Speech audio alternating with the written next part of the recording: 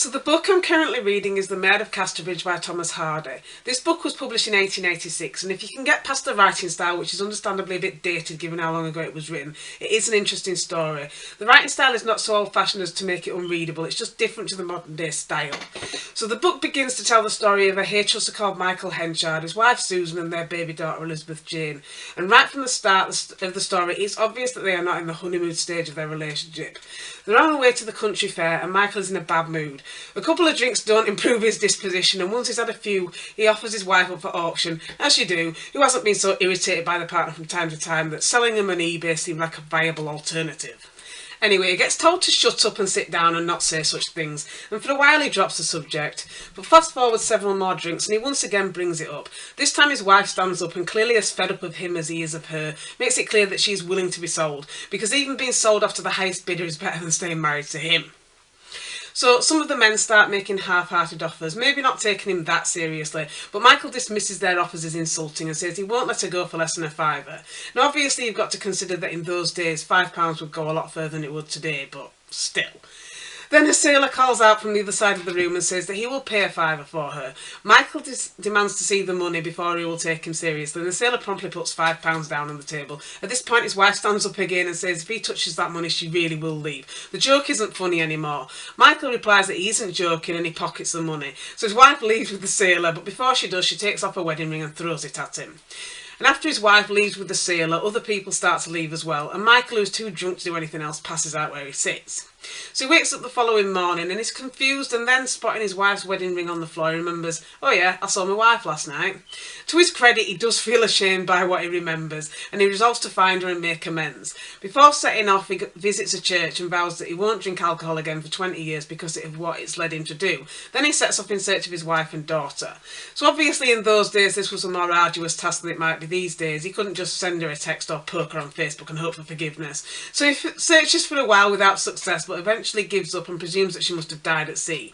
So he returns to the place where the sale took place and tells the furmity seller that if his wife ever comes looking for him, to let her know that he's gone to Casterbridge. Around 18 years later his wife does just that. By this time the sailor she left with has died, so she goes in search of her estranged husband, and recognising the furmity seller she asks her, do you remember me? My husband sold me a few years ago. Because apparently in those days this was such a common event as to be unmemorable. Anyway, after a bit of encouragement the furmity seller does remember her and directs her and a now grown-up daughter to go looking for him in Casterbridge. And meanwhile, Michael did give up drinking and, true to his word, hasn't touched a drop in 18 years.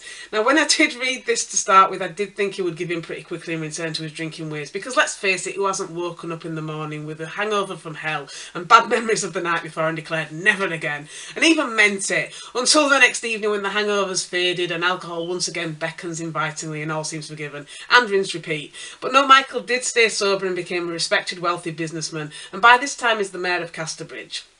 But he kept his past behaviour a secret, now being a man of good standing in the community, and around the time his wife and daughter turn up, he confides his secret in a new acquaintance called Farfrae, just before hiring the man. Not long after this, his wife sends their daughter with a note for him to ask if he would agree to meet with her, promising that if he doesn't want to know, they won't see him again, they'll leave him alone. And it's worth mentioning at this point that their daughter is unaware of the true story and doesn't know his real identity. She believes he's some unspecified relative through marriage, which is sort of true but vague enough to be a lie. At this point, Michael had been intended to marry another woman, despite not knowing for certain if his wife was really dead. Once he realises she is alive, he immediately gives up these plans and decides he must do the right thing. But rather than telling the truth and causing a scandal, they both agree that he will feign a courtship and subsequent second marriage. After they remarry, his wife tries to matchmake between her daughter and her husband's new assistant. Sometime later she becomes ill, and as her health starts to fail, she writes a letter to her husband with the instruction that it shouldn't be opened until after their daughter is married. But when sealing the letter to close with wax, she fails to do it properly. Now, after her death, Michael, in a fit of jealousy, drives away his daughter's potential husband and then sacks him. He then asks his daughter to legally adopt his surname and confesses the truth that he is her biological father. She's upset to find out the sailor wasn't her real dad, but agrees to his request. So he goes off eagerly to find the paperwork they will need to change her name, and whilst looking for it, he finds the letter his wife wrote before her death. Noticing the seal has come open and believing it will only contain trivial nonsense, he decides that he's going to read it anyway, even though he's deliberately sabotaged his daughter's chance of marrying. The letter confesses his wife's final secret, which is that their daughter is in fact not their daughter at all. The baby girl he sold along with his wife all those years ago had actually died a few months later. His wife had then gone on to have a second child with the sailor. I'll admit I didn't see that bit coming. So Elizabeth Jane's original belief that the sailor was her father was correct all along. Presumably her mother had lied about that to keep Michael from turning them away when they were down on the luck. And when he finds this out, he begins to resent her, even though he doesn't tell her why. He stops showing her any affection and starts criticising everything she does. And she's confused by his sudden change in behaviour and decides she has to leave. But she doesn't really know where she can go until she meets a random woman in a graveyard and arranges to become her living companion. So she asks for Michael's permission to move out and he agrees because he's glad to be rid of her. And he finds out soon after that the woman she will be moving in with is in fact the woman he had been planning to marry before Susan and his daughter turned up out of the blue. And it also turns out that the woman knew all along who Elizabeth Jane was and had engineered the whole situation to try and get close to Michael again, now that his wife was no longer an obstacle to their marriage. But when the woman finds out that the relationship between Michael and Elizabeth Jane is strained, she begins to regret offering her place to live and considers asking her to leave. With this plan in mind, she sends Elizabeth Jane away from the day and writes to Michael to tell him she will be alone in the house the next day and asks him to visit her. But when her visitor turns up, she is surprised to meet Farfrae instead, who had been looking for Elizabeth Jane. Now, at the end of Volume 1, which is as far as I've got so far, it seems that the waning attraction for Michael is about to be transferred to his former assistant Farfrae. I'm going to read Volume 2 and find out if I'm right about the direction I think the story is heading in.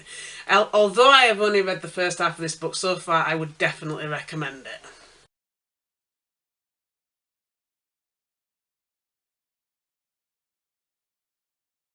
Now I've finished this book and some of my suspicions from Volume 1 turned out to be correct. After Lucetta met Farfrae when she'd arranged to meet Michael, she did fall in love with him.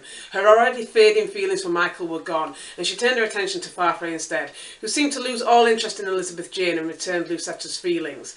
Despite the fact that Lucetta's attraction to Michael had not been mutual and he only agreed to marry her to save her reputation, when he realised that she no longer wanted him, he suddenly became resentful and decided that he wanted her after all. To get his way, he blackmailed her into agreeing to marry him by threatening to share the details of their past to everybody in Casterbridge if she refused. He makes her promise to marry him in front of a witness, which ends up being his stepdaughter Elizabeth Jane. Elizabeth Jane can see that Lucetta is incredibly distressed at promising to marry him and asks why she would agree to do something she clearly finds so distasteful, but of course Lucetta won't tell her.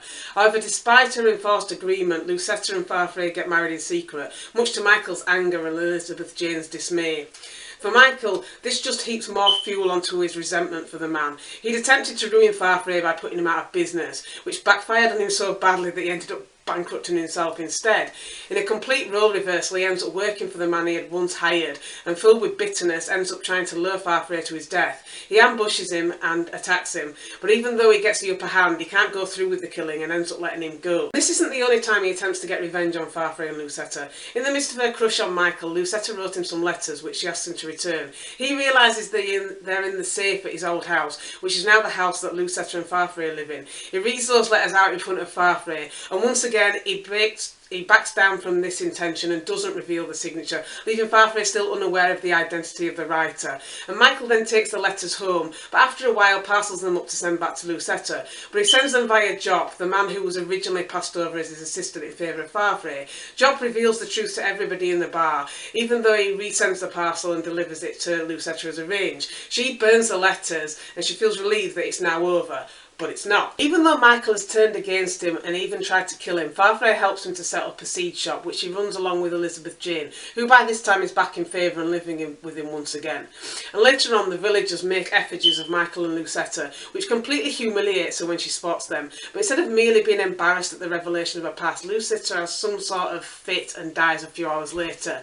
Now, they describe the fit in the book as epileptic-like, and when she dies I thought, what? Surely you can't die just because you're embarrassed. But I ended up googling it and apparently, although it's rare, you can. According to wondepediamagazine.co.uk, a huge rush of adrenaline and other stress hormones can trigger a heart attack, so I'm presuming that's what actually killed Lucetta. Obviously it's hard to imagine these days that this was a bad enough thing to result in your death, but I do understand that times were very different then. In another twist, Newsom, the sailor and Elizabeth Jane's real biological father, turns up and tracks down Michael to inquire after Susan and Elizabeth Jane. Michael, in his final betrayal, informs him that they both died after coming to Casterbridge.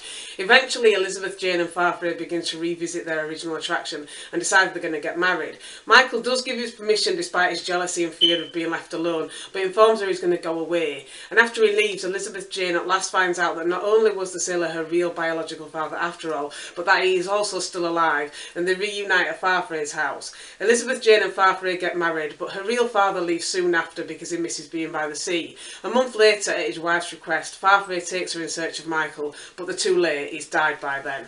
So after finishing this book, I can still say that I really enjoyed it. There were twists and turns in the book that took me by surprise, and although I thought the characters often made poor choices, I accept that some of these I am viewing from a 21st century perspective, and that wasn't relevant in those times. Although Elizabeth Jane got her happy ending in the end, it's hard not to ask why she wanted to after she'd been so quickly cast aside when Lucetta arrived. In my perfect ending, she'd have continued the little shop she'd begun with Michael and told him she didn't need him. But I guess we're all different. So that's it for this book, and if you got this far, thank you for watching. Bye!